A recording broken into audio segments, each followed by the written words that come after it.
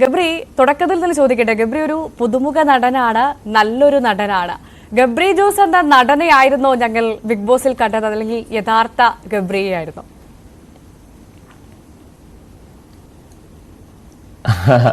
യഥാർത്ഥ ഗബ്രിയുടെ ചില ഭാവ വ്യത്യാസങ്ങളായിരിക്കാം നിങ്ങൾ കണ്ടിട്ടുണ്ടാവുമെന്നാണ് എനിക്ക് തോന്നുന്നത്. ആക്ടർ എന്ന് പറയുമ്പോൾ നമ്മൾ അഭിനയത്തിൽ നമ്മൾ ചെയ്യുന്നത് ഒരു ക്യാരക്ടറാണ്. ഇവിടെ നമ്മൾ കൂടുതൽ ചെയ്യുന്നതും നമ്മളായിട്ട് നിന്നുകൊണ്ട് ചെയ്യുന്ന ഒരു റിയാലിറ്റി ഷോ ആണ് ബിഗ് ബോസ്. അപ്പോൾ എൻ്റെ ബേസിക് നേച്ചറായിട്ട് ഒരുപാട് സാമ്യതകളുള്ള ഒരു സംഭവമായിരിക്കും ബിഗ് ബോസിലൂടെ കണ്ടിട്ടുണ്ടാവാൻ സാധ്യത. കൂടുതലും അഭിനയം ഉണ്ടായിരുന്നു എന്നാണോ മനസ്സിലാക്കേണ്ടത്? അല്ല, അഭിനയവും ഉണ്ടായിരുന്നു, പാട്ടുണ്ടായിരുന്നു, നൃത്തങ്ങൾ ഉണ്ടായിരുന്നു, എല്ലാം ഉണ്ടായിരുന്നു. എല്ലാം കൂടി ചേരുന്ന ഒരു സംഭവമായിരുന്നു ബിഗ് ബോസ്. അഭിനയം മാത്രമല്ല. ശരി, പുറത്തുനിന്ന് വന്നതിന് ശേഷം ഗബ്രിക്ക് തോന്നുന്നത് എന്താണ്? ആരായിരിക്കും ബിഗ് ബോസിന്റെ വിന്നർ ആവുക? ടൈറ്റിൽ വിന്നർ ആരാകുമെന്നാണ് ഇപ്പോൾ കരുതുന്നത്?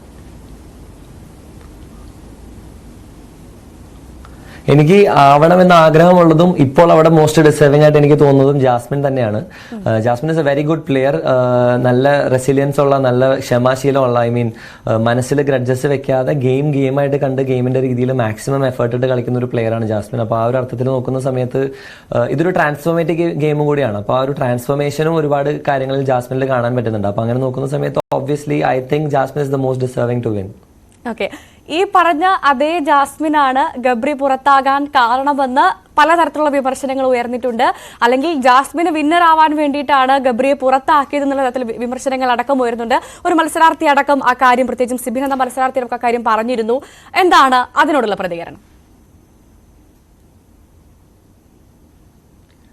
എനിക്ക് വിമർശനങ്ങളോട് അങ്ങനെ പ്രത്യേകിച്ച് പ്രതികരണമൊന്നുമില്ല. കാരണം കൺസ്ട്രക്റ്റീവ് ആയിട്ടൊരു ക്രിറ്റിസിസം നമുക്ക് മനസ്സിലാക്കാം, അതായത് നമ്മളെ ബാധിക്കുന്ന കാര്യങ്ങളിൽ.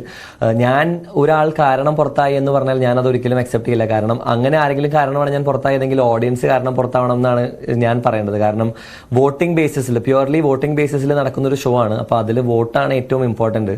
പുറത്തുനിന്ന് കാണുന്ന പ്രേക്ഷകരാണ് അവിടെ ആര് നിൽക്കണം അല്ലെങ്കിൽ ആര് നിൽക്കരുത് എന്ന് തീരുമാനിക്കുന്നത്. അപ്പോൾ അങ്ങനെ വെച്ച് നോക്കുന്ന സമയത്ത് ഞാൻ ഔട്ടായത് നോർമൽ നോമിനേഷനിൽ വോട്ടിംഗ് ബേസിസിൽ ഏറ്റവും കുറവ് വോട്ടുകൾ കിട്ടിയ കാരണം കൊണ്ടാണ് ഞാൻ ആ വീട്ടിൽ നിന്നും പുറത്തായത്.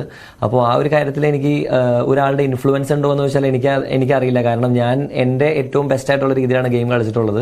എനിക്ക് ഏറ്റവും ഇഷ്ടമുള്ള എൻ്റെ one of the favourite person ആണ് ജാസ്മിൻ. അപ്പോൾ ആ ജാസ്മിൻ കാരണം ഞാൻ പുറത്തായി എന്ന് പറഞ്ഞാൽ അതിന് നേരെ ഓപ്പോസിറ്റാണ് ഞാൻ പറയുള്ളൂ. കാരണം ആ വീട്ടിൽ ഞാൻ ഇത്രയും ദിവസം നിന്നിട്ടുണ്ടെങ്കിൽ അതിൻ്റെ one of the main reason ജാസ്മിനാണ്. കാരണം എന്താ പറയുക, നമുക്ക് തല പെരുത്ത് നിൽക്കുന്ന സമയത്ത് കൈവിട്ട് പോകാതെ ഒരു കംഫർട്ടായിട്ട് നിന്നിട്ടുള്ളത് ജാസ്മിൻ തന്നെയാണ്.